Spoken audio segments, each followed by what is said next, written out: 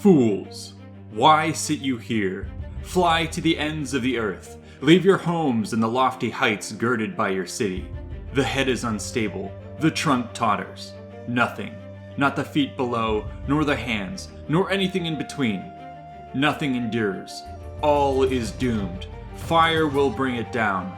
Fire and bitter war, hastening an Assyrian chariot. Many are the strongholds he will destroy, not yours alone. Many the temples of the gods he will gift with raging fire, temples which even now stand streaming with sweat and quivering with fear, and down from the rooftops dark blood pours, foreseeing the straits of woe. Go, leave my temple, shroud your hearts in misery. Such was the utterance of the Oracle of Delphi. In these haunting passages she foretold the wrath of Persia, which was to be unleashed upon Greece. Indeed, many would lose their lives in the coming years in some of the most epic and climactic battles of history. From Thermopylae to Salamis and Plataea. Today we will bring this clash of civilizations to life with the story of Avenging Leonidas in the Second Greco Persian War.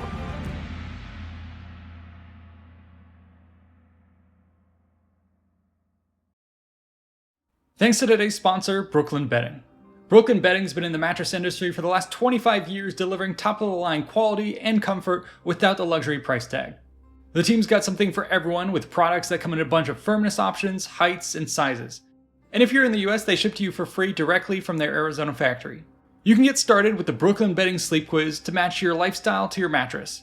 For instance, my partner and I both like a firm bed, we run extra hot at night, and we have a little dog that likes to jump up and snuggle with us. So we took the quiz, and we ended up with the queen-size Sedona Elite.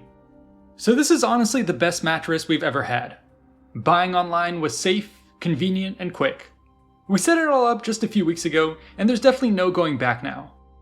For one, the bed is super comfy, the quality is great, and it just looks straight up nice. Running your hand over the material, you can feel how soft it is, and how cool to the touch it is, thanks to their Glaciotex cooling cover. This is honestly the most important factor for us because we run hot like I said, and it's been a godsend as we head into the spring. But beneath this top cover are additional layers of antimicrobial foam, pressure relieving microcoils, motion isolating zones, and a thick foam base for durability. You can tell by this amount of design work that they've been in the business for a long time. I can't stress enough how impressed we were. My partner wanted to sleep on it right away without even throwing on the sheets, and I think she took our first nap within the hour. And of course now our dog has also claimed the bed as her own during the day, so everyone's taking advantage. And the important thing to note here is that when you order directly from brooklynbedding.com, you cut out the middleman and get the mattress directly from their Arizona factory. Now that means you get access to the best quality materials at a reasonable cost. It then gets delivered right to your door and comes rolled up in a box for easy install. The mattress comes with a limited lifetime warranty and a 120-night sleep trial, so you can be sure you've made the right choice. I love my Brooklyn Bedding mattress, and I'm sure you will too. So if you're looking for a new bed, definitely check brooklynbedding.com right now. You can click on the links below and get 30% off your mattress with code Invicta on either site. Enjoy, and I hope you sleep well. In late spring of the year 480 BC, after years of preparation, Xerxes invaded Greece with the largest army and fleet the world had ever known. His engineers constructed a pontoon bridge across the Hellespont to allow the army to march across from Asia into Europe. They next carved an entire canal through Mount Athos to protect his fleet against the violent storms that had shipwrecked a Persian fleet around that same peninsula 12 years earlier. From here, Xerxes marched west through Thrace and Macedon, lands that had been subjugated by his father Darius, while his vast fleet shadowed him along the coast. Then he turned south and advanced into Greece under the shadow of Mount Olympus. Many Greeks were already part of the Persian Empire, and many others now agreed to submit. Only a small group of states decided to resist. The Spartans and their allies were leaders of this coalition. At first, the anti-Persian alliance hoped to stop Xerxes at the pass of Tempe in northern Thessaly, on the border of Macedon. But when they realized how easily their position could be turned if their enemy marched by a different road into Thessaly, they abandoned the position and went home. The Thessalians, with no one left to support them, surrendered to Xerxes. The Persians continued their southward advance unopposed. Desperate deliberations followed among the dwindling allies, The enemy seemed inexorable. Could a stand be made? And if so, where would that be? Whose homes would be abandoned beyond this line of defense? Finally, a plan was advanced to hold the invaders by land and sea at Thermopylae and Artemisium respectively, while fallback defenses were prepared. These positions gave the defender a huge strategic advantage to hold against a numerically superior force. Unfortunately, logistical and religious limitations prevented a full force from being deployed at the hot gates immediately. However, perhaps heeding prophecy, Leonidas would lead a vanguard force to hold the pass, along with a large contingent of local allies and the fleet. Herodotus reports the following. Quote, "He now came to Thermopylae with the appointed 300 he had selected, all of whom had sons. The Spartans sent the men with Leonidas on ahead so that the rest of the allies would see them and march, instead of Medizing like the others if they learned that the Spartans were delaying. At present, the Carnea was in their way, but once they had completed the festival, they intended to leave a garrison at Sparta and march out in full force with all speed. The rest of the allies planned to do likewise, for the Olympiad coincided with these events. They, accordingly, sent their advance guard, not expecting the war at Thermopylae to be decided so quickly. This is what they intended, but the Hellenes at Thermopylae, when the Persians drew near the pass, fearfully took counsel on whether to depart. The rest of the Peloponnesians were for returning to the Peloponnese and guarding the Isthmus of Corinth, but the Phocians and Locrians were greatly angered by this counsel. Leonidas voted to remain where they were and send messengers to the cities, bidding them to send help, since they were too few to ward off the army of the Medes. What followed were 3 hard-fought days of combat. At sea, the fleet clashed in a series of engagements, while on land, the Greek allies held a wall across the pass against constant assaults. Time and again, the Persians were kept at bay. Eventually, however, the invaders discovered a mountain path around the rear of this position. Tradition pins blame on the traitor Ephialtes, but the revelation could just as easily have come from the Thessalians. Once discovered and the guards bypassed, it doomed the resistance. Thus, on the morning of the 3rd day, most of the defenders were dismissed by Leonidas. Those who remained would hold to the last in a final rearguard action. This included the 300 Spartans, 700 Thespians, and 400 Helots. Forsaking the wall, they now charged to meet the Persians in the more open areas of the pass. Here is how Herodotus describes the scene. Quote, "Now, however, they joined battle outside the narrows, and many of the barbarians fell, for the leaders of the companies beat everyone with whips from behind, urging them ever forward. Many of them were pushed into the sea and drowned. Far more were trampled alive by each other, with no regard for who perished. Since the Hellenes knew that they must die at the hands of those who had come around the mountain, they displayed the greatest strength they had against the barbarians, fighting recklessly and desperately.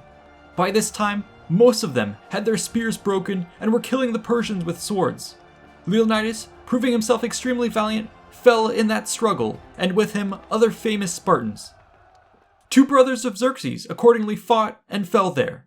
There was a great struggle between the Persians and Lacedaemonians over Leonidas' body, until the Hellenes, by their courageous prowess, dragged it away and routed their enemies 4 times. The battle went on until the men with Ephialtes arrived. When the Hellenes saw that they had come, the contest turned, for they retired to the narrow part of the way, passed behind the wall, and took their position, crowded together on the hill, all except the Thebans. This hill is at the mouth of the pass, where the stone lion in honor of Leonidas now stands. In that place, they defended themselves with swords, if they still had them, and with hands and teeth. The barbarians buried them with missiles, some attacking from the front and throwing down the defensive wall, others surrounding them on all sides. And as the arrows fell, King Xerxes was victorious. With Thermopylae now his, the gates to Greece were open. Ahead lay the road to Athens. But rather than roll credits or immediately jump ahead to the next major clash at Salamis, let us now slow down the timeline and truly appreciate what happened in the aftermath of Thermopylae. On the battlefield itself, the Greeks record 2 acts of uncommon cruelty which followed immediately after the defeat. The first involved the capture of the Theban contingent. These had ultimately surrendered rather than fight to the death, pledging to submit their city to the Persians in exchange for mercy. This the king accepted, but to drive home his dominance of the Greeks, Xerxes ordered his men to brand the captives in the face with his royal seal. It was a humiliating mark of enslavement, which was first administered to their general Leonidas, so everyone could see that even the highest-ranking Greeks now belonged to the King of Kings.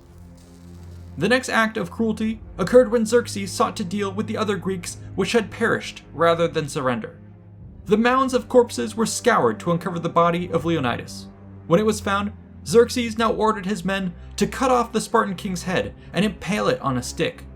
The Lacedaemonians were outraged at this, and would later refuse to do the same when given the opportunity. But for the Persians, it was not unusual.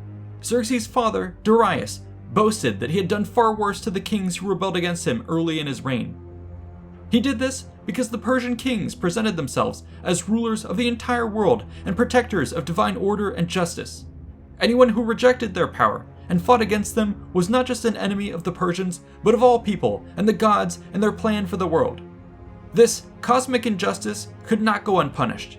It was crucial then, not just to win battles against a rebel like Leonidas, but to inflict the king's wrath on his body.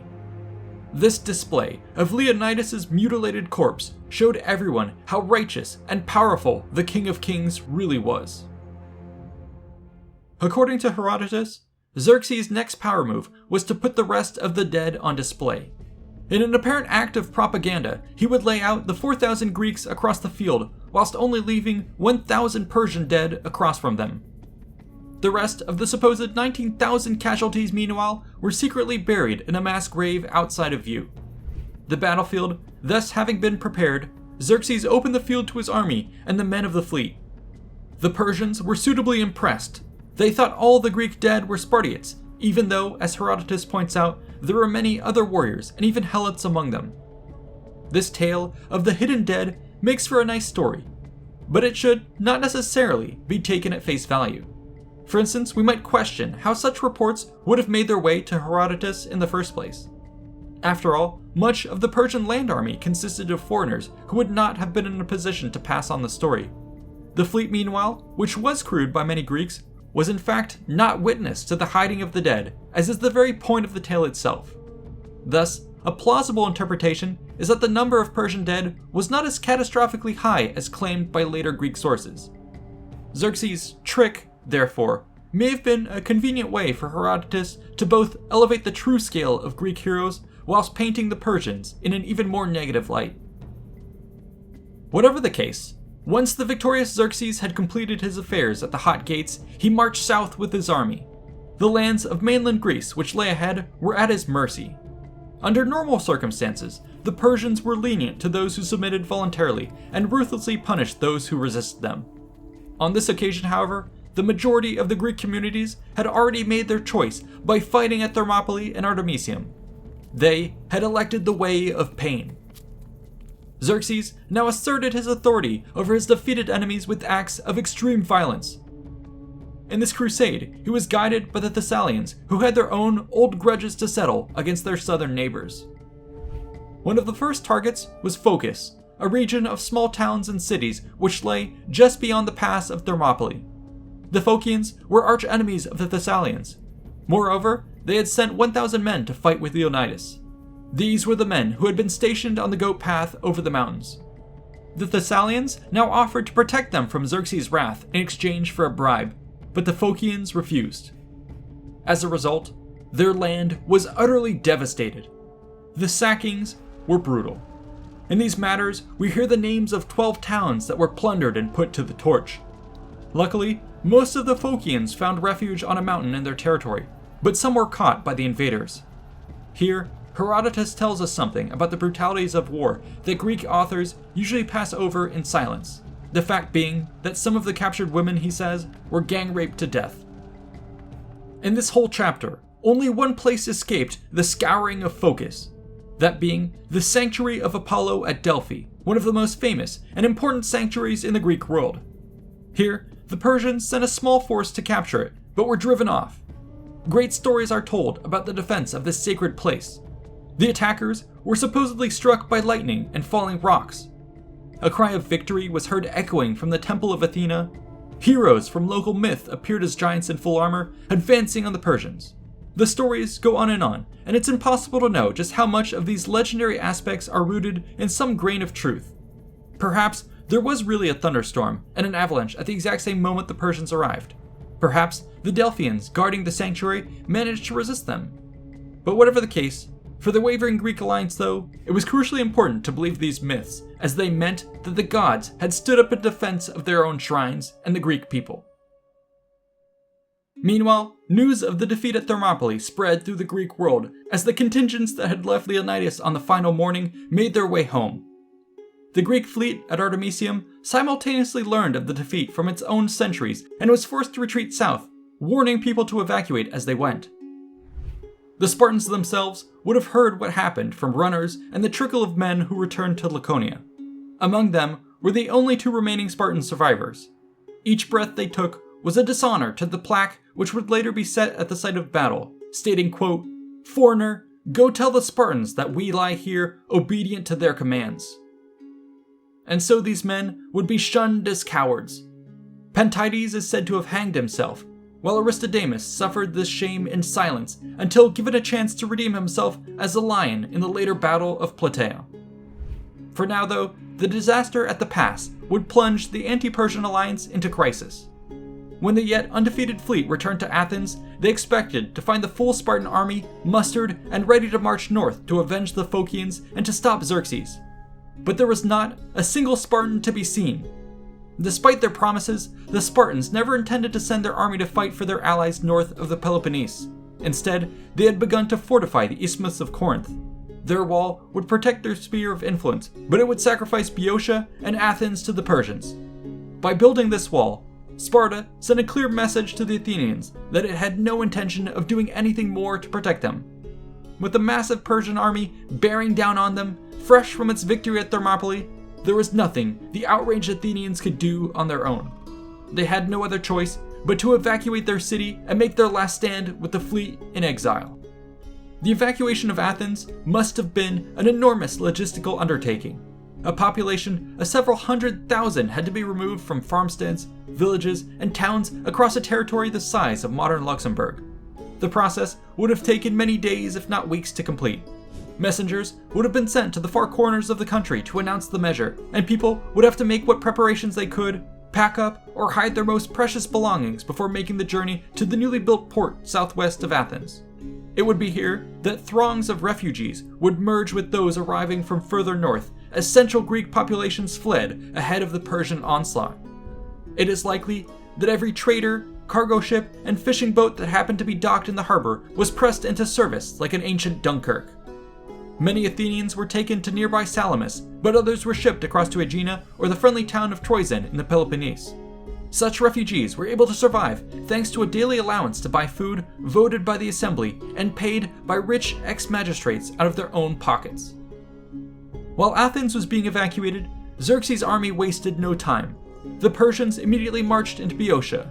Here, Thebes and most of the other cities in the region submitted immediately to the mercy of the conquerors. But for Thespia and Plataea, their doom was already sealed. After all, the men of Thespia had fought to the death with Leonidas at Thermopylae, while the Plataeans had supported the Athenians a decade earlier at the Battle of Marathon. Persia's justice would not be stayed. Both cities were razed to the ground. Departing the ashes, the invaders now crossed the passes of Kithaeron into Attica, burning and pillaging the countryside as they went. In the last days of summer, Xerxes entered Athens unopposed. But the city was not entirely empty. While most had departed, heeding the counsel of Themistocles to trust in the fleet, some remained behind. They did so with faith in the oracle's prophecy that, quote, "Though all else shall be taken, Zeus the all-seeing grants that the wooden wall only shall not fail." Thus, a small group of poor citizens and priests had fortified the Acropolis with a wooden wall of their own making. For a time, the strength of Athens' citadel allowed them to drive back the Persians. And yet Xerxes would not be denied his victory. The attackers eventually managed to climb up the cliffs, swarming over the walls and slaughtering the defenders. The great temple was torn down, and ashes rained down from the sky as the heart of the city was burned in a great conflagration that could be seen for miles. The fall of Athens, in full sight of the Greeks, nearly split their alliance apart. The Spartans viewed their position at the isthmus as the best chance to hold the Persians at bay. And yet, the fleet was needed to protect its flank and should therefore withdraw immediately to join the defensive position. Why risk an engagement alongside the corpse of an already destroyed Athens?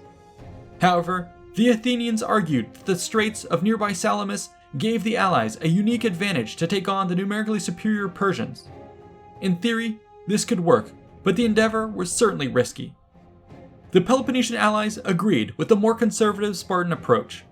Understandably, the Athenians felt betrayed and abandoned. Yet, unable to persuade the allies, they now laid down an ultimatum. If the others would not fight with them at Salamis, then the Athenians would abandon the alliance entirely to found a new city in Italy. This was a serious threat. The Athenians made up more than half of the allied fleet.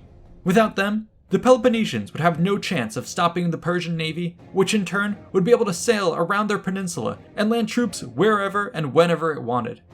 This would be the end of their cause and the fall of all of Greece. Reluctantly, the Spartan admiral Eurybiades agreed to keep the fleet in the Straits of Salamis. Late September of 480 BC was the undeniable low point for the Greek alliance. Much of the mainland lay in flames or had bent the knee. The Spartans had lost a king and the best of their men in battle, while the Athenians had been driven from their homes with but one final chance left to save their lives. To make matters worse, the repeated failures of the Peloponnesians to commit more than a token force in defense of the northern communities had nearly caused the entire alliance to fracture. Meanwhile, Xerxes stood stronger than ever. The morale of his troops was soaring, while what losses he had suffered was more than made up for by the absorption of the defeated. To all observers, the Persians seemingly had victory in their clutches, while the Greeks stared down the jaws of defeat.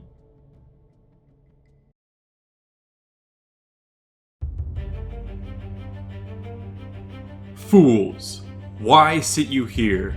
Fly to the ends of the earth. Leave your homes and the lofty heights girded by your city. The head is unstable, the trunk totters. Nothing, not the feet below, nor the hands, nor anything in between. Nothing endures.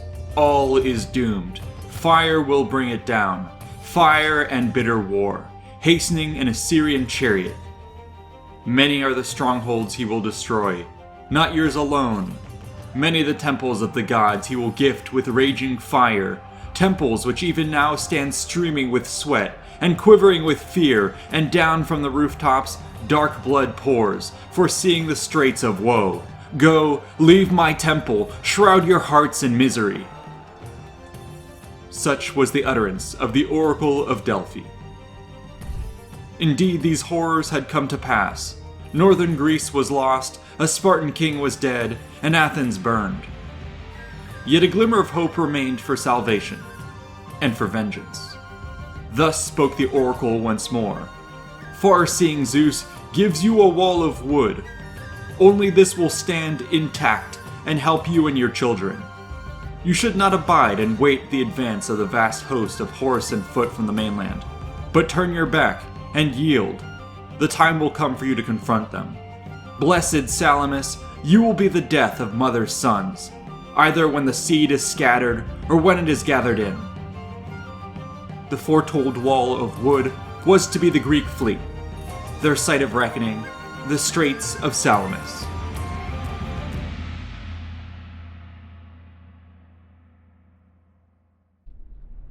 In September of 480 BC, Athens fell to the enemy from the east. As the great city burned, it represented a great torch around which vast armies and fleets maneuvered. To the north, the forces of Xerxes fell upon the land. His navy rounded the coasts, and a messenger set off to Susa with word of his success. As this rider traveled across the countryside, he saw before him the lands of conquered Greece, and behind him, the smoke of that country whose doom was all but sealed. And yet to the south, the Allies took this as a beacon of their resistance. Simultaneously, the pillar of smoke was seen by the Athenian citizens evacuating across the bay to Troezen, by the fleet which lay at anchor at Salamis, and by the defenders of the Isthmus of Corinth. Most importantly, it was seen by the war council of the Hellenes, who remained locked in bitter dispute. One of its leading figures was Eurybiades, the Spartan navarch, who had been placed in charge of the Greek navy at the Congress of 481 BC. According to Herodotus, his appointment was a matter of politics, as other Greek navies apparently refused to give command to their rival Athens. And yet, at the same time, Athenian naval prowess was well recognized. And so it was that Themistocles, a prominent politician and longtime proponent of the Athenian fleet's importance, served as a leading voice in these matters. At this critical moment, these two leaders and the various Greek factions wrestled over the direction in which to steer the alliance. I shall now read from Herodotus to give you a sense of their arguments. Quote, "When they were assembled and before Eurybiades had a chance to put forth the reasons he had called the generals together, Themistocles spoke at length in accordance with the urgency of his request. While he was speaking, the Corinthian general Adeimantus, son of Octius, said, 'Themistocles, at the games, those who start before the signal are beaten with rods.' Themistocles said in justification, 'Those left behind win no crown.' He then answered the Corinthian mildly and said, 'It is in your hands to save Hellas. If you will obey me and remain here to fight, and not obey the words of these others, and move your ships back to the isthmus. Compare each plan after you have heard them. If you join battle at the isthmus, you will fight in the open sea, where it is least to our advantage, since our ships are heavier and fewer in number. You will also lose Salamis, and Megara, and Aegina, even if we succeed in all else. Their land army will accompany their fleet, and so you will lead them to the Peloponnese, and risk all of Hellas. But if you do what I say, you will find it useful in these ways. First, by engaging many ships with our few in the strait, we shall win a great victory if the war turns out reasonably, for it is to our advantage to fight in a strait, and to their advantage to fight in a wide area. Second, Salamis will survive, where we have carried our children and women to safety. It also has in it something you are very fond of. Remaining here, you will be fighting for the Peloponnese, just as much as at the isthmus, and you will not lead them to the Peloponnese. Men usually succeed when they have reasonable plans. If their plans are unreasonable, the gods do not wish to assent to human intentions." The Corinthian then renewed his attacks on Themistocles, telling Eurybiades not to heed the opinion or to take the vote of one who had no city. To this, Themistocles shot back that so long as Athens had its manned fleet of 200, it had both a city and a land greater than Corinth. Next, quote, he turned his arguments to Eurybiades, saying more vehemently than before, "If you remain here, you will be a noble man. If not, you will ruin Hellas. All our strength for war is in our ships. So listen to me. If you do not do this, we will immediately gather up our households and travel to Cyrrhus in Italy, which has been ours since ancient times, and the prophecies say we must found a colony there. You will remember these words when you are without such allies." When Themistocles said this, Eurybiades changed his mind. I think he did so chiefly out of fear that the Athenians might desert him if they set sail for the isthmus. If the Athenians left, the rest would be no match for the enemy, so he made the choice to remain there and fight. After this skirmish of words, since Eurybiades had so resolved, the men at Salamis would fight where they were. Over the coming days, preparations were made for battle. In typical Greek manner, this would have involved many religious rites and rituals to gain the favor of the gods. Indeed, the Herodotus account is filled with many religiously infused passages, often dealing with the signs and omens which were observed in this time. But it is also certain that many matters of logistics must have also been underway as the Greek navy made ready for a climactic fight.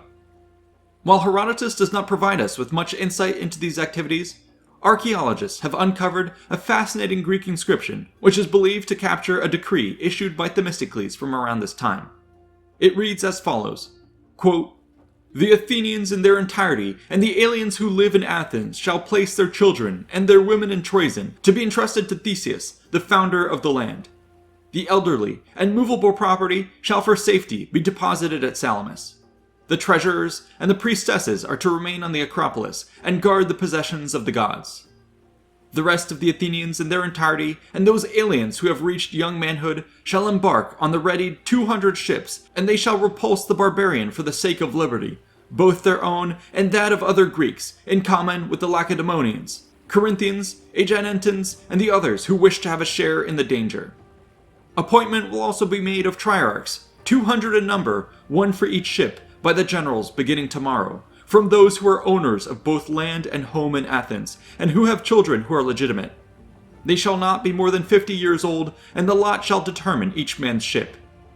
The generals shall also enlist marines, 10 for each ship, from men over 20 years of age up to 30, and archers, 4 in number.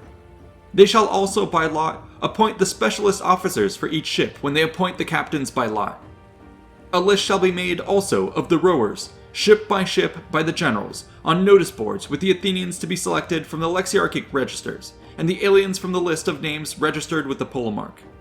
They shall write them up, assigning them by divisions, up to 200 divisions, each of up to 100 rowers, and they shall append to each division the name of the warship, and the captain and the specialist officers, so that they may know on what warship each division shall embark. Added to this Athenian contingent would be the fleets of the other allied Greeks, including 40 ships from Corinth, 30 from Aegina, 20 from Megara, 16 from Sparta, and so on, their ranks supposedly numbering a total of 378 triremes. If fully manned, these would have been staffed by around 60,000 rowers and 2,400 marines, a truly massive force.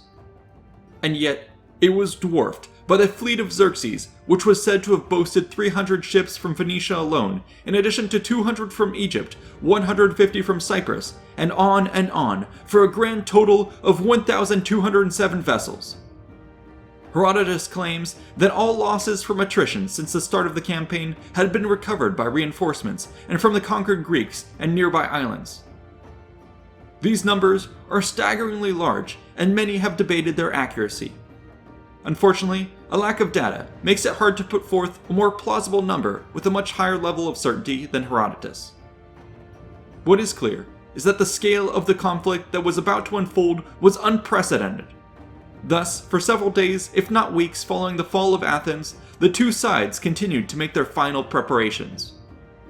And yet, while battle seemed inevitable, it was still not evident where and when it would take place. In the Persian camp, we are told by Herodotus that Xerxes went down to the ships, wishing to mix with the sailors and hear their opinions. In these matters, he called forth the leaders of his fleet and sent forth Mardonius to question them. Many were quick to agree with the prevailing view that the Persians should crush the Greeks in a sea battle at Salamis. The only dissenting voice was that of Artemisia, queen of Halicarnassus and commander of the Carian contingent, who had fought with honor in the sea clashes of the campaign thus far. Here is how Herodotus puts her response. Quote, "Do not commit the fleet to battle, because at sea your men will be as inferior to the Greeks as women are to men. Why should you have to run the risk of a sea battle? Have you not captured Athens, which was the point of the campaign? Do you not control the rest of Greece? If you do not hurry to fight at sea, but keep your ships here, and stay near land, or even advance into the Peloponnese, then, my lord, you will easily accomplish what you had in mind on coming here. The Hellenes are not able to hold out against you for a long time, but you will scatter them, and they will each flee to their own cities. You see, I have found out that they do not have provisions on this island of theirs, and if you march overland towards the Peloponnese, it is unlikely that the Greeks from there will remain inactive or will want to fight at sea in defense of Athens. However, if you rush into a sea battle straight away, I am afraid that the defeat of the fleet will cause the land army to come to grief as well. Besides, my lord, you should bear this in mind too, that good men tend to have bad slaves and vice versa. Now, there is no one better than you, and you do in fact have bad slaves, who are supposed to be your allies. By this I mean the Egyptians, Cyprians, Cilicians, and Pamphylians, all of whom are useless." These words of Artemisia's to Mardonius upset her friends, who assumed that the king would punish her for trying to stop him committing himself to a sea battle, while those who envied and resented her prominence within the alliance were pleased with her reply because they thought that she would be put to death. But when everyone's opinions were reported back to Xerxes, he was delighted with Artemisia's point of view. He had rated her highly before, but now she went up even further in his estimation. Nevertheless, he gave orders that the majority view was the one to follow. He believed that his men had not fought their best off Euboea because he had not been there, and so now he prepared to watch them fight. Thus it seemed that both sides were set for a showdown at Salamis.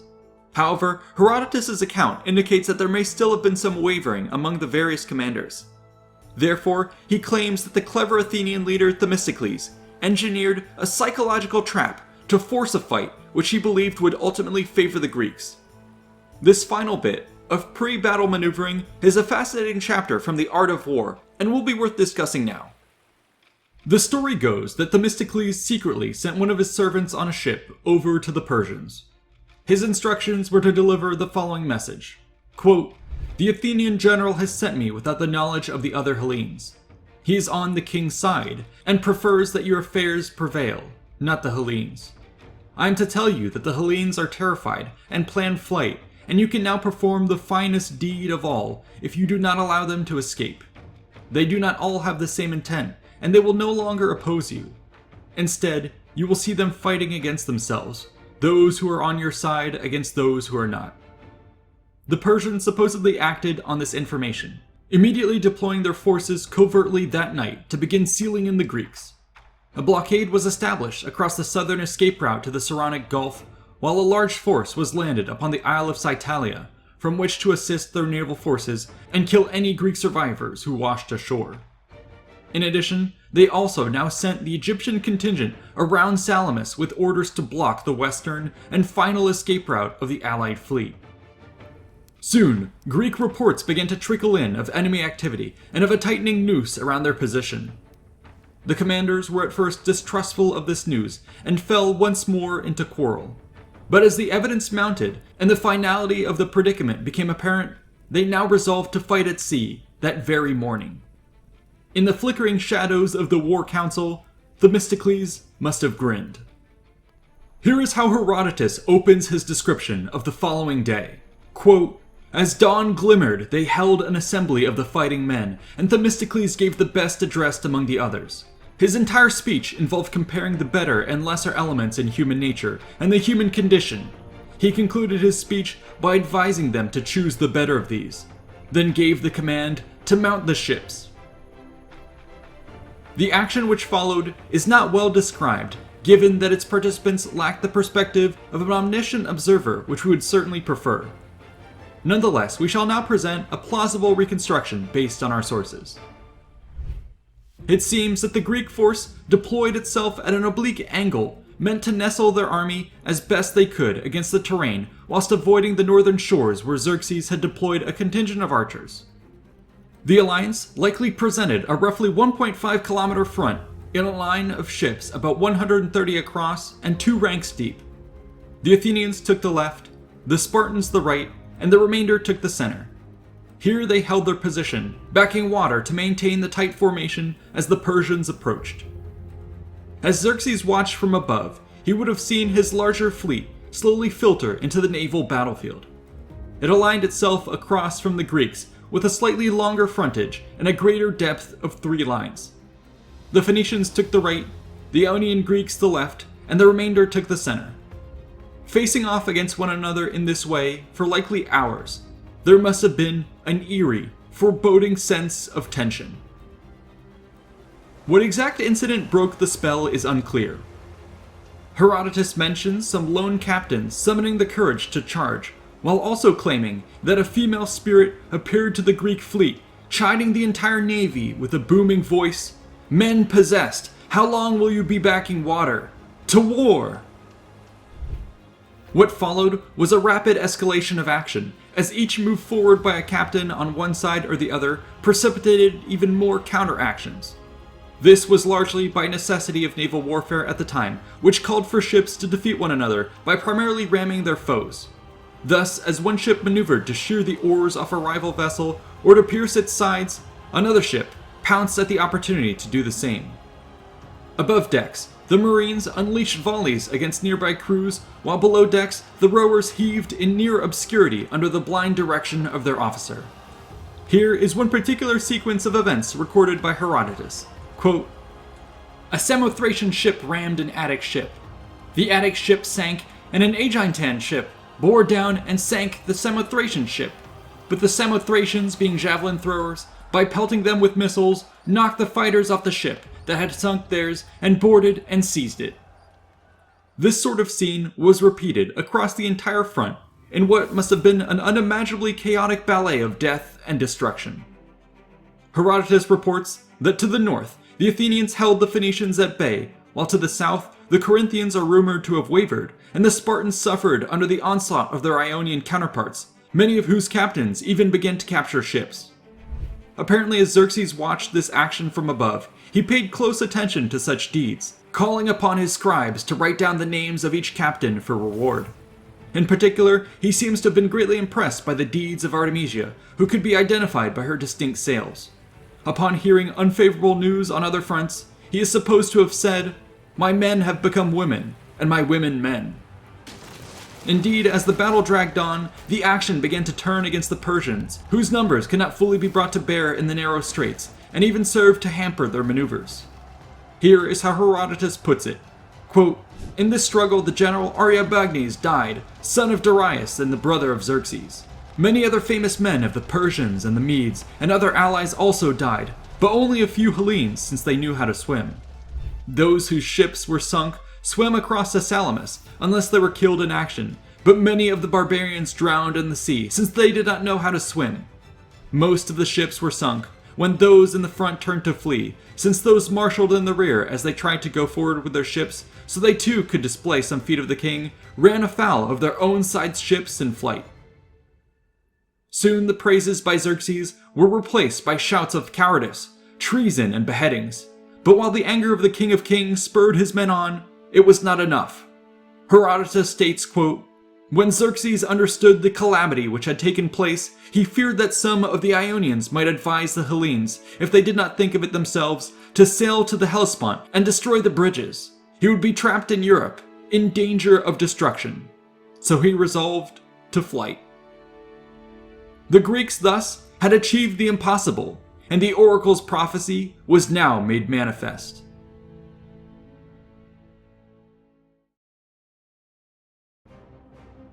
The Battle of Salamis in 480 BC stands as one of the largest naval clashes in history. It was a battle of undeniable importance, far more so than Thermopylae. As such, it is well worth understanding for its strategic impact on the Greco-Persian Wars and the broader trajectory of Western history. However, as historians get swept up in such macro-level discussions, they often leave behind the more intimate, human experiences of the moment. This is especially true when it comes to the hours and days which followed the official conclusion of the battle. From the harrowing tales of rescue and pursuit along the shores of Greece, to the unseen horrors which took place beneath its waves. So today, let us explore the aftermath of the Battle of Salamis.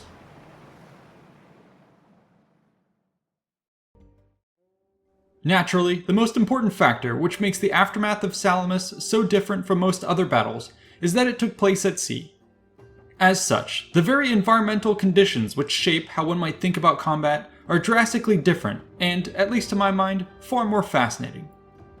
In most battles, we're used to there being some decisive moment in the action when the morale of one army breaks, leading to an infectious rout, followed by the panicked disintegration of the defeated army. At sea, however, things are very different. For starters, there is quite literally nowhere to run.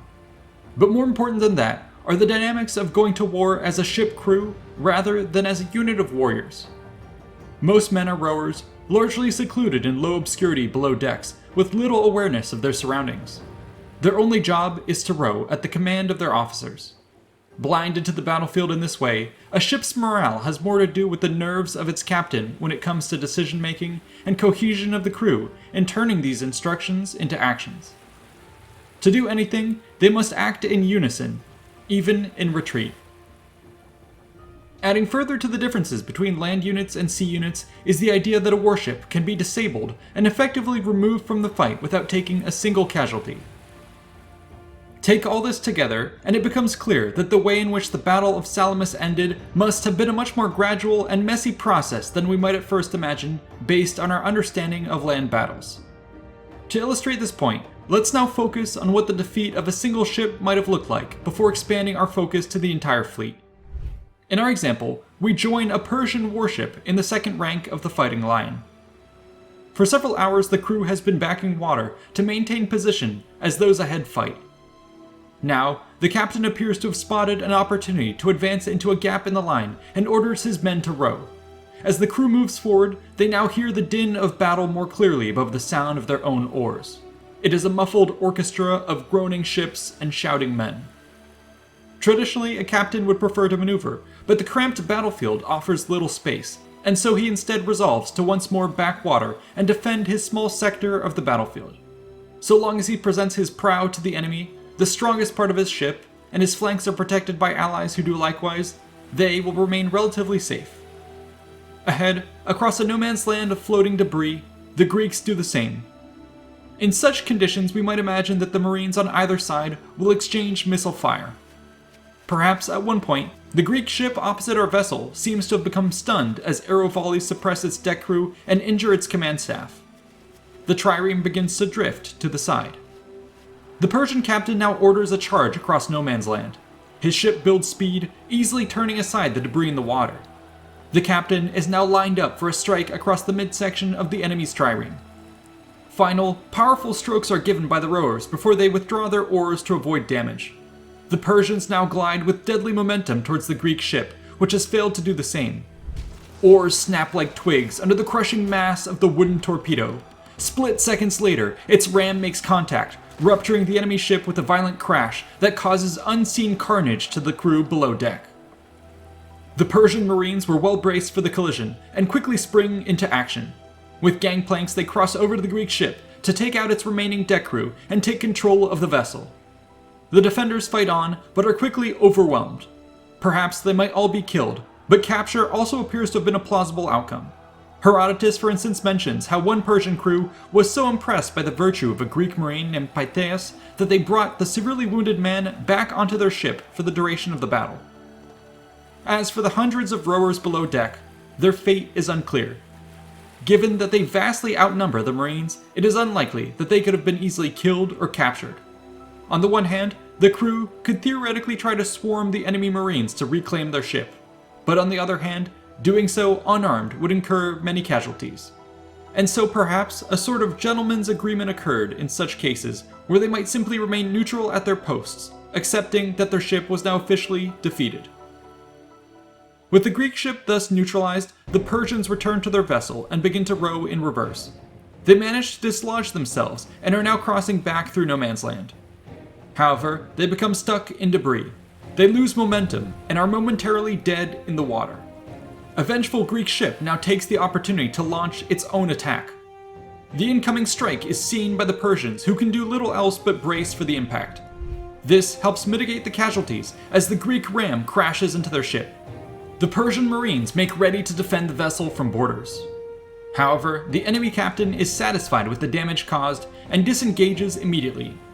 As he pulls back, a gaping hole is revealed in the side of the impaled ship. Seawater quickly flows into the breach, flooding the insides. The sudden influx throws off the buoyancy of the trireme. As gravity takes its toll, the beams strain under the pressure and finally give way. It is now clear to all, without a single casualty, the ship is going down. Now the panic truly sets in. Those below deck swarm like rats onto the top deck, further throwing off the balance of the ship. As the ship sinks, it now begins to roll, tossing dozens of men into the water. The desperate survivors attempt to cling to anything that floats, be it a piece of hull, a barrel, or their fellow comrades. They are now officially out of combat, but remain trapped on the battlefield itself. Nothing more than pieces of floating debris. Around them, warships continue to swirl as the action rages on. With this scenario, I hope we have made it clear how messy of an affair naval battles must have been. Defeats happened piecemeal across the entire front as the tides of combat slowly shifted. Thus, the entire process for a battle such as Salamis must have taken hours, with many phases of combat, which gradually built up to what might be recognized as the defeat of the entire fleet. Along the way, we have already described how defeated crews might sit idly aboard neutralized ships or cling to debris in the waters below. From here, they might ride out the battle and hope to be picked up by allies. However, Herodotus mentions that many survivors attempted to swim or float back to land. It was apparently for this reason that the Persians had deployed forces on the island of Psytalia to rescue their own men and capture those of the enemy. Thus, it might be the case that observers along the shores could get a sense of how the battle was faring based on who washed up on the beaches. Given the eventual outcome of Salamis, perhaps we might imagine this to entail a greater proportion of Persians. And yet, Herodotus also mentions that, quote, many of the barbarians drowned in the sea since they did not know how to swim. We might also imagine that their numbers were further thinned as they were run over by maneuvering warships or shot down by passing deck crews. And though this goes unreported, the carnage must have also drawn the attention of creatures from the deep who might have begun to snatch men from the waves. Whatever the case, it was surely a hellish experience. The bloody aftermath of the event would be remembered by the survivors of both sides, and is actually captured by one of these men, the Greek tragedian Aeschylus, in the following poem.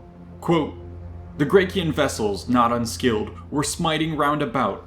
The hulls of ships were overset, the sea was hid from sight, covered with wreckage and the death of men. The reefs and headlands were with corpses filled, and in disordered flight each ship was rowed, as many as were of the Persian host.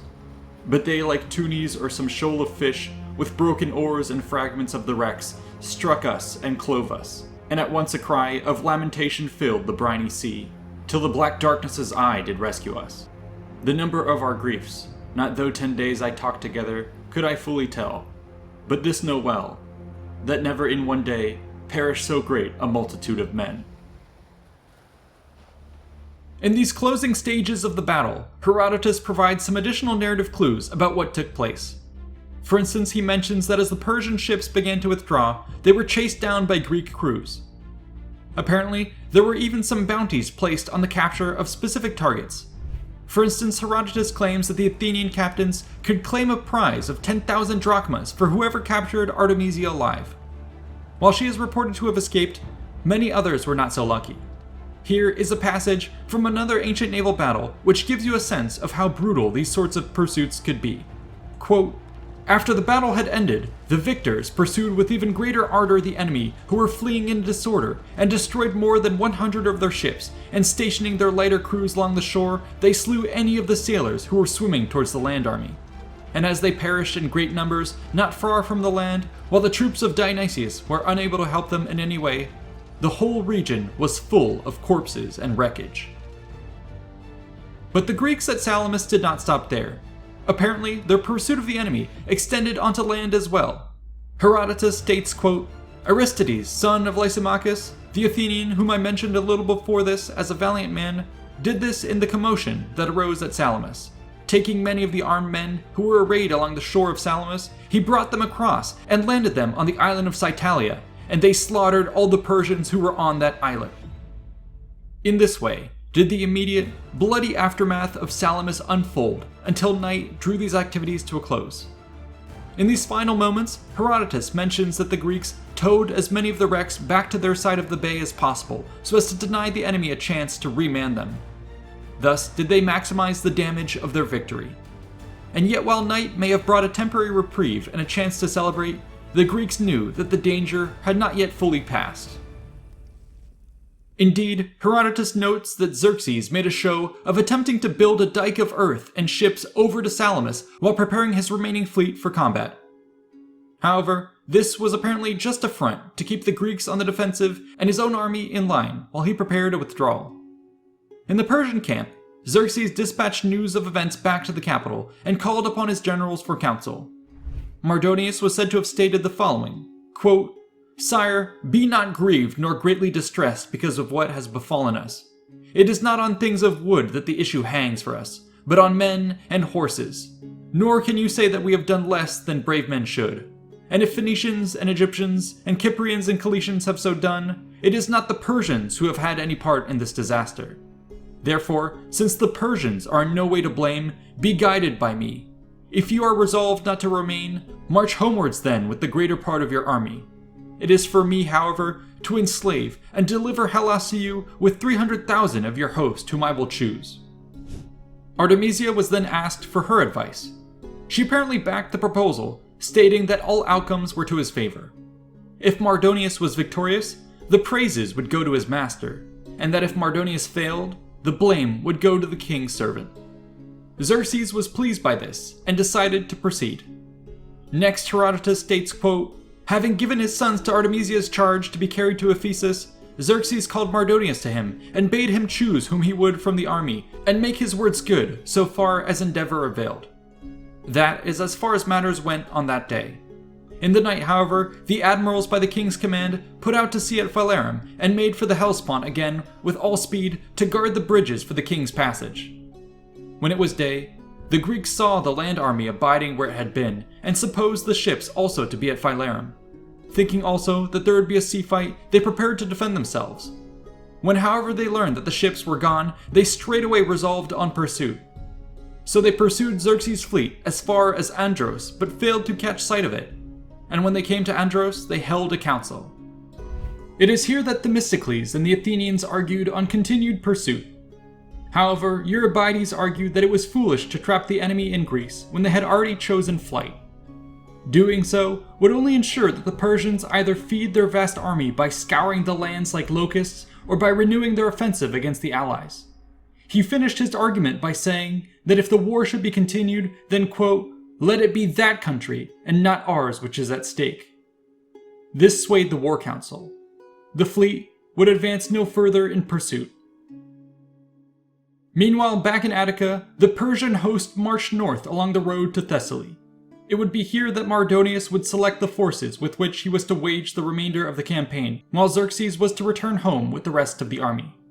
Herodotus recounts their journey back to Asia as being ravaged by the misfortunes of storms, plagues, and revolts. With the enemy thus at a safe distance, the Greeks now returned to the battlefield of Salamis to truly celebrate their victory. We can only imagine in what state it must have been in. Along the shores and shallows, there would have been a graveyard of ship parts and bodies strewn about. Indeed, Herodotus even mentions that a western wind carried many of the wrecks to a region called Colius, where prophecy had foretold its people would drink soup with oars. But unseen beneath the waves must have been an even greater spectacle of destruction. The bones of sunken ships and the armaments of war now littered the seafloor in a dazzling new man-made reef. Soon, Poseidon would come to greet the souls of those who lay here, while the creatures of his realm laid claim to their final resting place. Above the seas, the Greeks did their best to salvage what they could from the aftermath of Salamis. Herodotus states, quote, first of all they set apart for the gods, among other first fruits, 3 Phoenician triremes, one to be dedicated at the Isthmus, where it was till my lifetime, the second at Sunium, and the third for Ajax at Salamis, where they were. After that, they divided the spoils, and sent the first fruits of it to Delphi. Of this was made a man's image, 12 cubits high, holding in his hand the figurehead of a ship. This stood in the same place as the golden statue of Alexander the Macedonian. After the division of the spoils, the Greeks sailed to the Isthmus, there to award the prize of excellence to him who had shown himself most worthy of it in that war. But when the admirals came, and at the altar of Poseidon gave their votes to judge who was first and who second among them, each of them voted for himself first, supposing himself to have done the best service. The greater part of them, however, united in giving the second place to Themistocles. So they each gained but 1 vote for first, while Themistocles far outstripped them in votes for the second place. The Greeks were too jealous to assign the prize, and sailed away, each to his own place, leaving the matter undecided. Nevertheless, Themistocles was lauded, and throughout all of Hellas was deemed the wisest man by far of the Greeks. But as a man worthy of this title, he knew that while they may have won the battle, the war was far from over. In 479 BC, the largest Greek army ever yet assembled took its stand before the invading Persians. Just the year prior, they had seen a Spartan king crushed in the hot gates of Thermopylae and witnessed the burning of vaunted Athens. However, the winds of change now blew through the air, carrying with them the prophetic whispers of the Oracle of Delphi. Heeding her word, the Greeks had assembled their fleet at Salamis to check the Persian advance.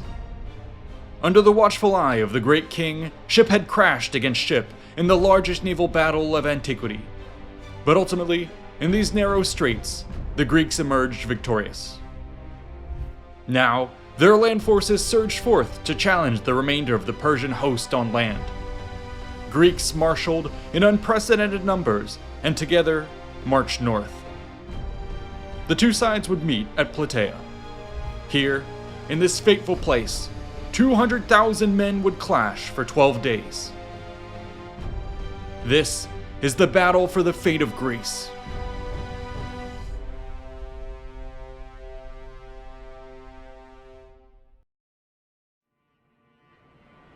It's autumn of 480 BC. After the victory at Salamis, the Greek alliance against the Persians found itself in a strange position. The Persian fleet had been defeated and driven off, but a mighty Persian army was still encamped in their midst. The autonomy of the Greek states hung by a thread, and the war was far from over. In the days after Salamis, the leaders of the allied fleet were divided over what they should do next. While some argued that they should set off to immediately destroy the Persian line of retreat across the Hellespont, the consensus emerged that it was best to allow the bulk of the enemy's forces to escape back to Asia, rather than to trap them in Greece, where their nerves may yet be steeled. Thus, the allies had chased the Persian fleet just far enough to raid or extort money from the nearby communities before returning home for the winter months. Meanwhile, the Persians were taking advantage of the fact that the crossing at the Hellespont was still in their hands, though the pontoon bridge had been destroyed by a storm. Xerxes took the bulk of his imperial army and made his way back to Asia. The Greeks would later describe this as a panicked flight. Xerxes was supposedly terrified by the loss of his ships and ran off with his tail between his legs. In reality, though, even some Greek sources suggest that he was probably satisfied with his achievements and decided that it was time to go home. After all, Xerxes had led his army to victory at Thermopylae, conquered central Greece, and captured Athens. He had avenged the rebellion of the Greeks and the burning of Sardis. In short, the great king had done his duty. Another commander could now finish the job on his behalf. The Greeks already knew who that commander would be: Mardonius, the son of Gobryas. While Xerxes was still in Thessaly on his way back to the Hellespont, a Spartan envoy had caught up with him and demanded an audience. Emboldened by their victory at Salamis, the Spartans told Xerxes that he would pay for the death of Leonidas, saying, quote, "The Lacedaemonians and the Heraclidae of Sparta demand of you, king of the Medes, that you pay the penalty for the death of their king, whom you killed while he defended Greece." When he heard this, Xerxes laughed and laughed. Then he pointed at the Persian nobleman by his side and said, "Mardonius will give you what you deserve." Mardonius was a member of one of the most prominent families in the Persian Empire, with deep ties to the Achaemenid ruling house. His father Gobryas had been one of the 7 nobles who put Darius on the throne, and the two families repeatedly intermarried. As a result, Mardonius was Xerxes' nephew and also his brother-in-law. Given this, Mardonius had always hoped that if he could complete the conquest of Greece, he would be made its satrap and would rule the region in the name of Persia. Adding further to his accolades, Mardonius was also an experienced commander, having led a prior campaign into Thrace in 492 BC. Mardonius thus now took control of the elite core of the army, including the 10,000 immortals and the royal bodyguard. This would be the force that would break Greek resistance once and for all. That winter, there would be no further action. In such months, unpredictable weather kept ships in safe harbors and troops in camp. Yet just before settling down, the Persians seized Olynthos in northern Greece. But after their failure to take rebellious Plataea, they finally paused their activities and retreated to winter quarters in Thessaly. At the thawing of spring, though, Mardonius set his plan for the final conquest of Greece into motion.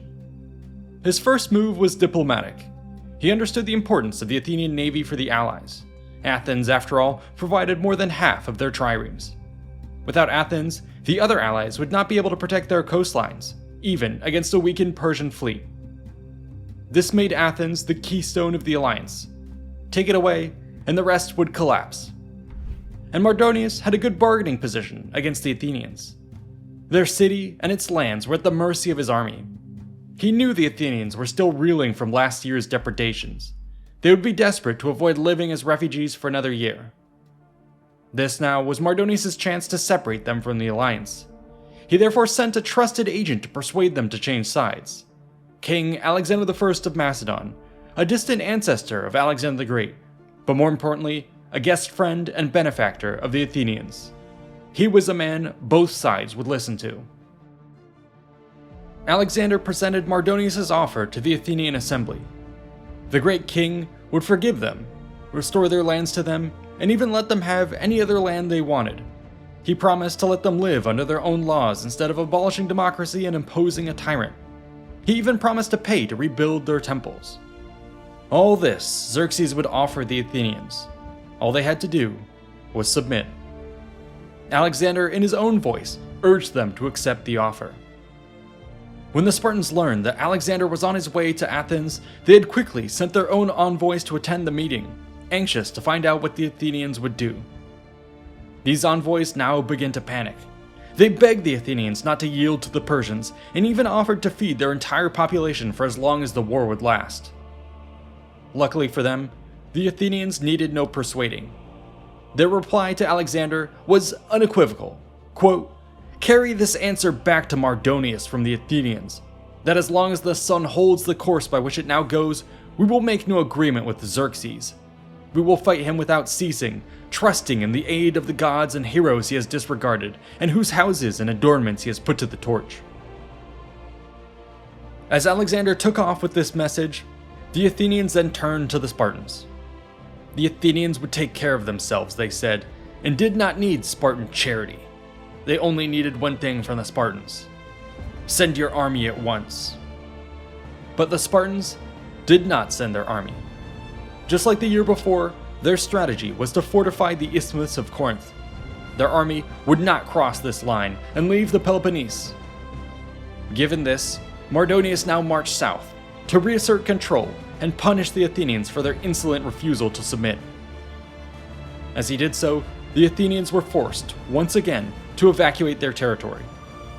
From the island of Salamis, they watched as Mardonius' forces reoccupied their city. The Spartans had failed them once again, whilst the ashes of Athens scattered across the land. Mardonius saw this as an opportunity to drive the wedge between the two allies ever deeper. He sent another envoy to the Athenians on Salamis to make the same offer as before. When this envoy made his speech to the council, a counselor named Leonidas suggested that the envoy should be allowed to address the entire assembly and the Athenian people should be allowed to vote on the offer. But in an unprecedented outburst of rage, the other council members surrounded Leonidas and stoned him to death on the spot. When word got out about what Leonidas had proposed, the women of Athens took to the counselor's house and murdered his wife and his kids. We could say that this savage act showed the resolve of the Athenians. In one narrative, we could say that they refused even to hear of submission to Persia and treated the mere suggestion as treason. But from another perspective, this narrative could also show how nervous they were about the entire situation. The cracks were beginning to manifest, the people were suffering, the odds were stacked against them, and their vaunted allies refused to help. The counselors seem to have thought that the only way to keep dissent from boiling over was to stamp out any sign of it with extreme prejudice. The Athenians now decided to try one last time to get their allies to do their part. The Athenian envoys reached Sparta in the middle of the Hyacinthia, another religious festival supposedly keeping the Spartans safe at home. The Athenians were furious. They reminded the Spartans of the offer Mardonius had made them. They made it clear that the Athenians had much to gain from accepting the offer, and only refused because of their steadfast commitment to the cause.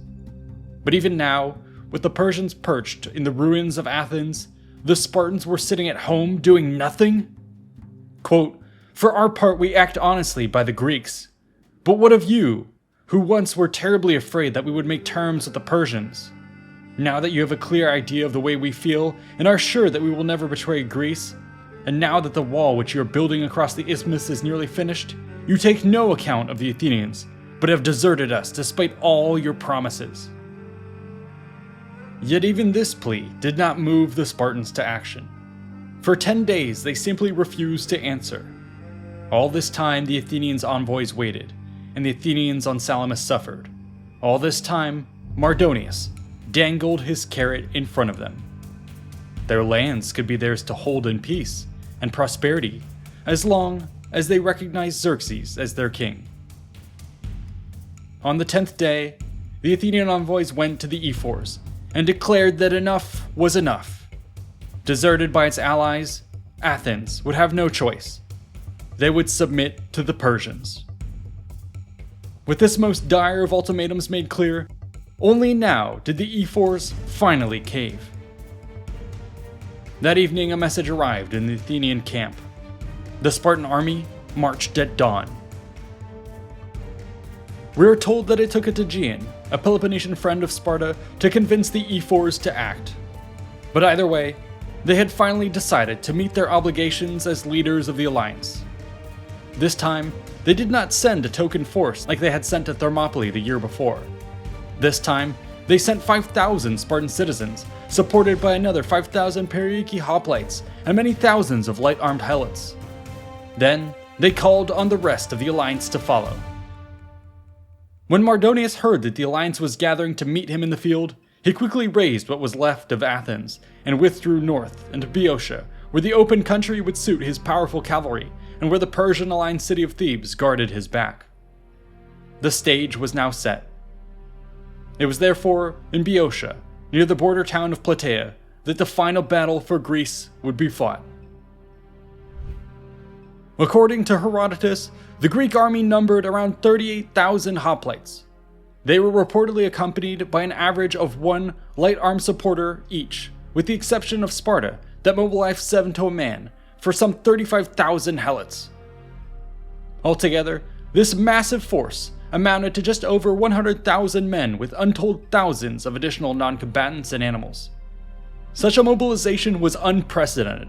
It seems that almost every Greek able to bear arms was being called upon, with even the rowers and the marines of the allied fleets being repurposed for this greatest of land campaigns.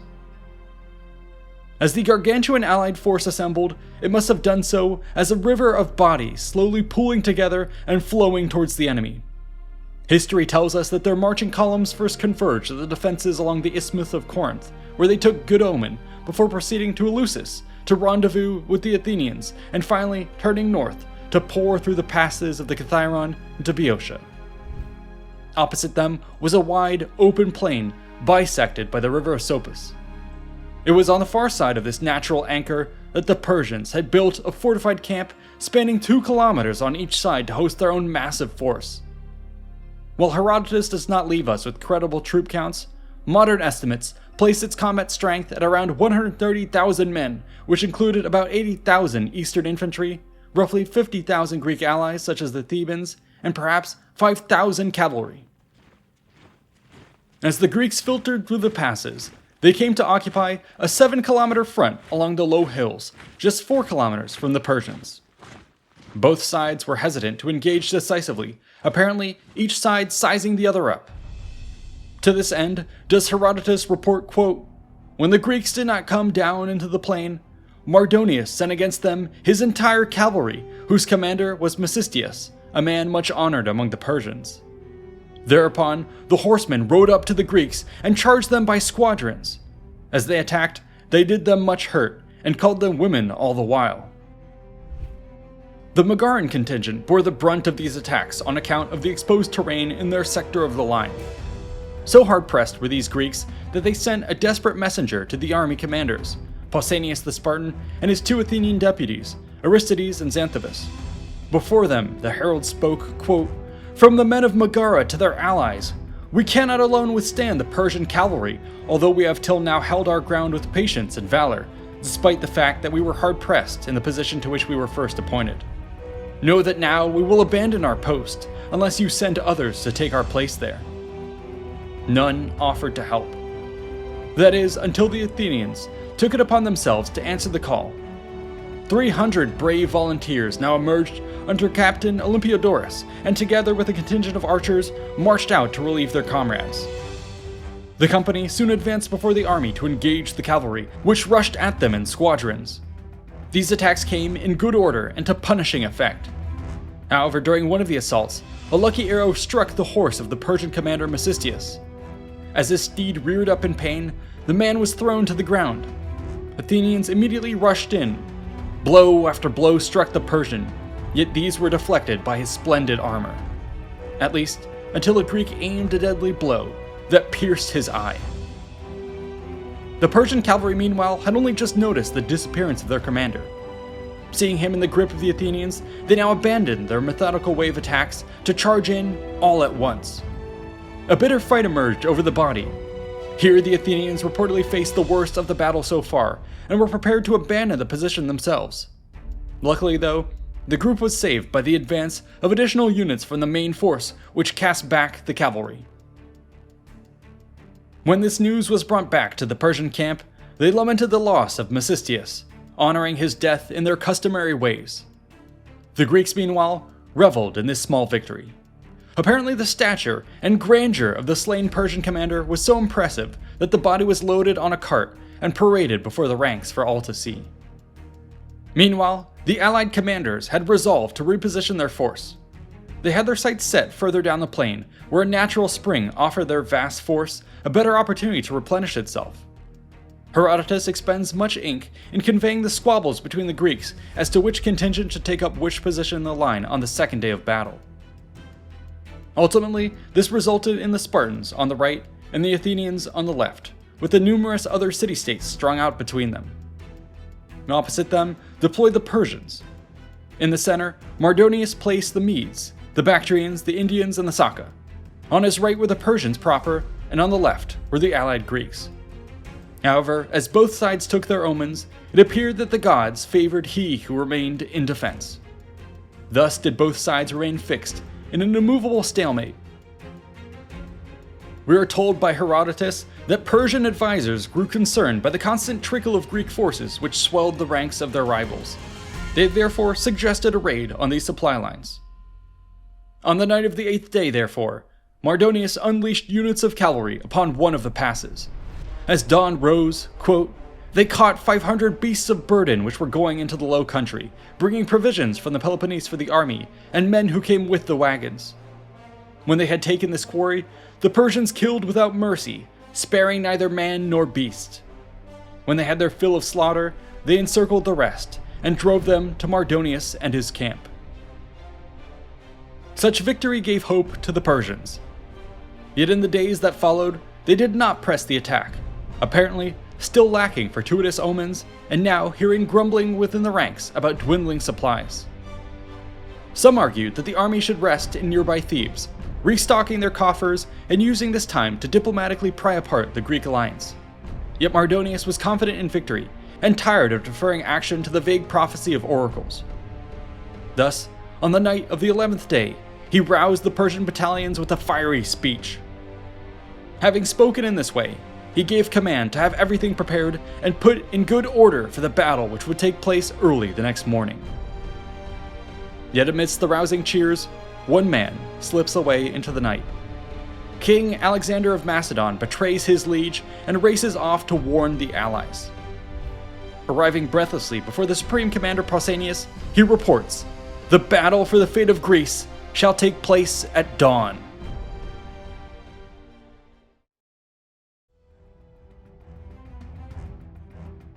In 479 BC, the greatest Greek army ever yet assembled faced off against the Persian host which had been tasked with snuffing them out. For 11 days, the 200,000 troops had jockeyed for advantage across the plains of Plataea. But with supplies running low, both sides would now commit to an all-out brawl for the fate of Greece. And yet, as the sun rose on that fated day, it revealed to the Persians an allied army strung out haphazardly across the lands, in the midst of a botched redeployment, with commanders still yelling at one another in heated argument. Was this really the best these supposed masters of warfare could muster? Without waiting for an answer, the Persian host pounced on its prey. What followed would be one of the most chaotic and multi-phased battles of the era. Across the scenes of that day would be countless dramatic moments, from the beleaguered Spartans waiting under fire for the gods to bless their ranks, to the disgraced lone survivor of the 300 charging with suicidal bravery into the teeth of the foe, to the Athenian who waded into combat with an anchor tied to his waist, refusing to be pushed back, to the mass storming of a fortified camp with walls spanning over 8 kilometers. This is the climax of the Battle of Plataea.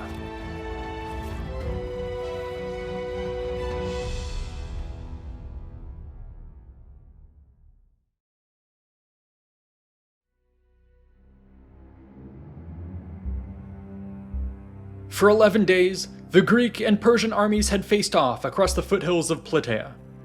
Skirmishes had taken place, but to no decisive advantage. Yet with over 200,000 men in the field and countless more non-combatants and animals to support, supplies were now running low on both sides. Thus it was that the Persian general Mardonius had decided to break the impasse with a massed attack at dawn. But in this most critical moment, his plans were betrayed by the king of Macedon, who slipped out of the camp to forewarn the Greeks. Upon being alerted, an emergency war council was called. In it, the allies decided to meet the threat head-on, deploying the Athenians on the right wing opposite the Medes, and the Spartans on the left wing opposite the Boeotians and Thessalians. For it was thought that the former had already proven themselves worthy of a victorious charge against the foreigners at Marathon, while the latter had proven themselves experienced against other Greeks. As dawn came, both armies deployed for battle. The Persians marched out in accordance to Mardonius' plans, arranging themselves in a manner he felt best countered the Greek deployment of the preceding day. However, scouts now reported a new development. The Spartan and Athenian contingents had exchanged positions. In response, Mardonius halted his men before committing to the river crossing and similarly swapped his wings. Such affairs took precious hours of the day, but maintaining the desired engagement was worth the wait. Yet, just as the dust had seemingly settled, new reports came in. The Greeks were reverting back to their prior formation. Mardonius immediately countermanded his own orders: follow the original deployment. Thus, yet more hours of daylight were burned in this strategic game of chicken. Such was the frustration of the Persians that they reportedly sent emissaries to harangue the Greeks, teasing the Spartans in particular for leaving the fighting of the Persians to the Athenians. But Mardonius was not one to merely hurl insults. Bold action was needed. Therefore, he now launched the full force of his cavalry across the river Asopus. These assailed the whole Greek army, unleashing volley after volley of javelins and arrows.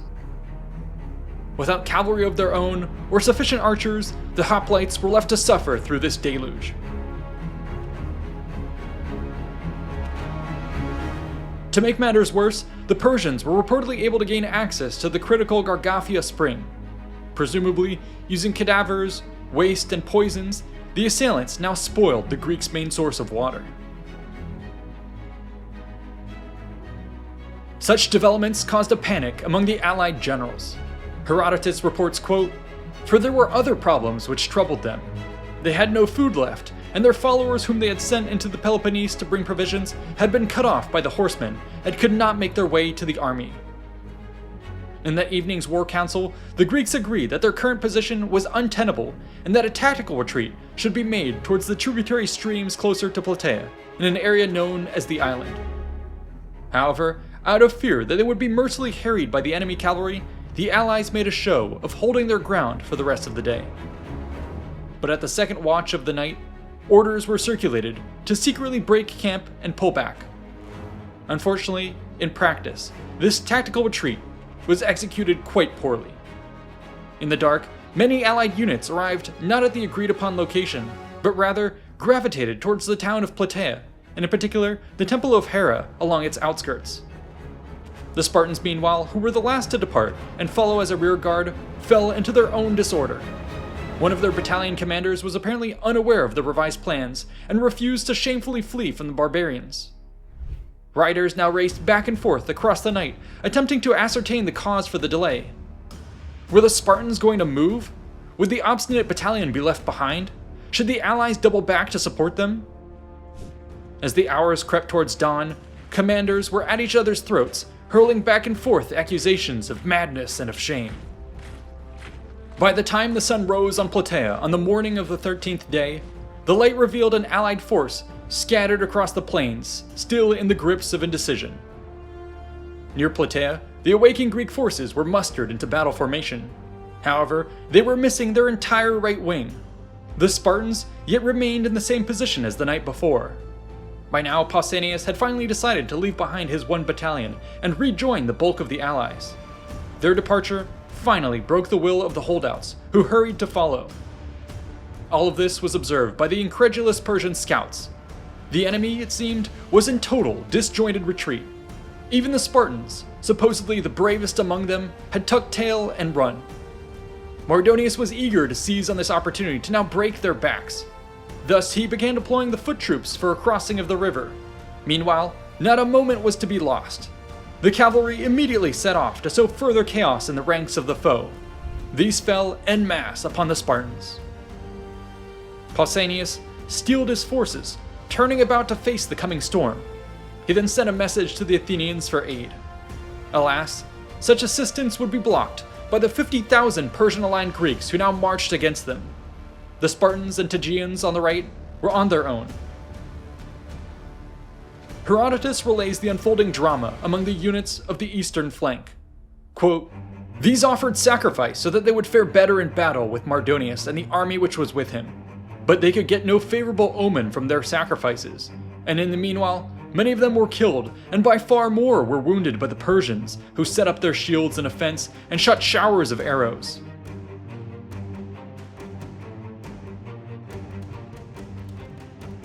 Plutarch relates further that, quote, "When Pausanias got no favorable omens from his sacrifices, he ordered his Lacedaemonians to sit quiet with their shields planted in front of them and to await his orders, making no attempts to repulse the enemies, while he himself went to sacrificing again. By this time, the horsemen were charging upon them. Presently, their missiles actually reached them, and many a Spartan was smitten. The Tegeans, it seems, did not wait for the answer of the gods to come, immediately charging the enemy ranks. Following in their wake soon came the Spartans, whose omens had finally turned favorable. Thus did the men of bronze charge through the hail of arrows to meet the foe. We are told that they crashed headlong into the Persian shield wall. Apparently, in their hurried pursuit, the enemy lines had grown disorganized, robbing them of the proper deployment, which may have been able to better deflect or absorb such an assault. Alas for Mardonius, his front lines crumbled, the foe now penetrating into his ranks. Herodotus reports the following, quote, "First they fought by the fence of shields, and when that was down, there was a fierce and long fight around the temple of Demeter itself, until they came to blows at close quarters, for the barbarians laid hold of the spears and broke them short. Now the Persians were neither less valorous nor weaker, but they had no armor. Moreover, since they were unskilled and no match for their adversaries in craft, they would rush out singly and in tens or in groups great or small, hurling themselves on the Spartans and so perishing. But in the eye of this storm stood the Persian commander." Herodotus continues, quote, "Where Mardonius was himself, riding a white horse in the battle and surrounded by 1,000 picked men who were the flower of the Persians, there they pressed their adversaries hardest. So long as Mardonius was alive, the Persians stood their ground and defended themselves, overthrowing many Lacedaemonians. It is perhaps in this most consequential of the fighting that Aristodemos the coward, the disgraced sole survivor of the 300 at Thermopylae, now regained his honor by fighting with great fury and bravery." For a moment, the fate of the eastern flank hung in the balance. Yet under the watchful eye of Demeter's temple, the gods now deemed it time for Leonidas to finally be avenged. A Spartan, supposedly by the name of Artemisium, slew Mardonius with a stone that crushed his head. As the general crashed to the ground, so too did the morale of the Persians. Meanwhile, on the western flank, Greeks fought against Greeks as the ranks of the Boeotians clashed with those of Athens. Though some on the Persian side are insinuated to have fought feebly on purpose, this was not the case for the Thebans. They pressed the assault with full furor. In this brutal contest, the best of the Theban line fought to the last. Likewise, Herodotus makes mention of brave men of the Athenian lines. The greatest of them was Sophanes, of whom the following story is told. Quote, "He bore an iron anchor attached to the belt of his cuirass with a chain of bronze. He would cast this anchor whenever he approached his enemies in an attack, so that the enemy, as they left their ranks, might not be able to move him from his place. When they were put to flight, it was his plan that he would pull up his anchor and so pursue them." While the veracity of this claim must be doubted, it clearly speaks to the great zeal of the Athenians. Against such pressure, the Thebans were apparently no match. The western Persian flank now buckled as well. And yet the remaining center of the great king's army still stood unchallenged. Boasting as many as 40,000 men, it risked serving as a rallying point for the fleeing wings. Unfortunately for the Persians, the greatly dispersed and rushed nature of the battle which had unfolded prevented this from happening. Broken sightlines and rugged ground now saw each section of the army attend only to its own well-being. Thus, each wing fled in opposite directions. The center, meanwhile, upon hearing concerning reports of matters on the flanks, failed to provide support. Even worse, their commander, Artemisium, chose not to mount a rearguard defense at the fortified camp, or even attempt a hold of the walled city of Thebes. Instead, he reportedly aimed to make haste for focus, and to abandon Greece entirely. In the face of this growing rout, the Greek alliance set off to pursue and slay Xerxes' men. But the battlefield remained a confused, chaotic mess. Pockets of enemy resistance yet remained to push back against this turning of the tide. For instance, we are told that Theban cavalry rampaged across the allied ranks which were disorderly in their advance. 600 men were trampled with their units driven all the way back to the hills of the Kathiron. But little could hold back the rolling mass of tens of thousands of Greeks which surged down the slopes. These now swarmed towards the Persian camp where the remnant of the foe was rallying. Seeing this, the defenders rushed upon the towers and the walls, hauling any materials they could get their hands on to further barricade the position. A great, desperate struggle ensued along the entire perimeter of the fort. Herodotus reports, quote, "The fight for the wall became intense and lasted for a long time. In the end, the Athenians, by valor and constant effort, scaled the wall and breached it. The Greeks poured in through the opening they had made. The first to enter were the Tegeans, and it was they who plundered the tent of Mardonius. As for the barbarians, they did not form a unified body again once the wall was down, nor did anyone think of defense, because the terrified men in the tiny space and the many myriads herded together were in great distress. Such a slaughter were the Greeks able to make that of the hundreds of thousands who had once borne arms, scarcely a few thousand were now left alive." As dusk settled on this 13th and final day of the largest land battle yet in Greek history, the magnitude of what had been achieved reverberated through the ranks of the allies. For this moment, tens of thousands had given their lives. But with their sacrifice came a great victory that would forever banish the Persian invaders from the land of the Greeks. At the fever pitch of these celebrations, the body of the general Mardonius was brought before Supreme Commander Pausanias. Followers urged him to consecrate this final avenging of Leonidas with an eye for an eye. Impale the head of Mardonius, here, now, just as Xerxes had done to the Spartan king at Thermopylae. And yet, according to Herodotus, Pausanias chose another path. Quote, "You advise me to insult the dead and say that I will win more praise if I do? That would be an act more proper for barbarians than for Greeks. No, I would prefer to find no favor with the people who would be pleased by such acts. It is enough for me if I please the Spartans by righteous deeds and speech. As for Leonidas, whom you would have me avenge, I think that he has received a full measure of vengeance. The uncounted souls of these that you see have done him honor, and the rest of those who died at Thermopylae. But to you, this is my warning. Do not come again to me with words like these, nor give me such counsel. Be thankful now that you go unpunished." Thereafter, Pausanias ordered that the spoils of war be gathered from across the battlefield. Arms, armor, jewelry, coins, chests, golden plates, silver bowls, jeweled cups, gilded furniture, and more was amassed in a hall of unprecedented scale. Of these, a tithe was set aside for the dedication to the gods at Delphi.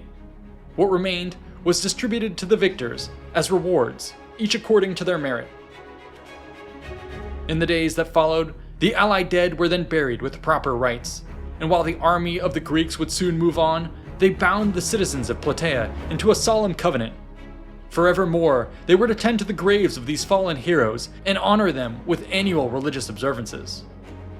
According to later Roman authors, such practices were still being undertaken many centuries later. For now, the Second Persian Invasion had been defeated. Leonidas had been avenged. And yet, hanging over Greece were fears that this was not the end of the fight. The enemy yet lay in control of surrounding Macedonia, Thrace, and Ionia, with the fleet perched upon the isles of the Aegean. Given time to lick their wounds, yet more armies could soon be raised from the heartland of Persia. Thus, to ensure the safety of the realm forevermore, The Allies now began to plan a grand counterattack that would see them wage a 30-year war, with Greek troops landing as far away as the shores of Cyprus and Egypt. But that story shall have to wait for another time. For now, you can catch script previews and download HD versions of our art on Patreon and YouTube memberships. A big thanks to the current supporters and to the researchers, writers, and artists for making this episode possible. We couldn't have done it without this team and this community. If you enjoyed this episode, be sure to like and subscribe for more content, and check out these other related videos. See you in the next one.